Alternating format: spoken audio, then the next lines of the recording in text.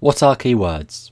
Keywords are ideas and topics that define what your content is about. In terms of SEO, they're the words and phrases that searchers enter into search engines, also called search queries. If you boil everything on your page, all of the images, video, copy, etc., down into simple words and phrases, those are your primary keywords.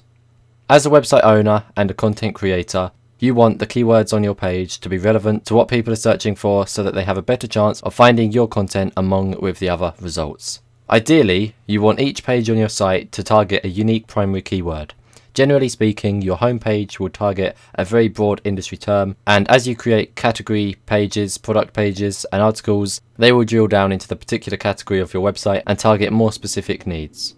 That's all for this video. I hope you enjoyed it. Thanks for watching, thanks for listening, and goodbye.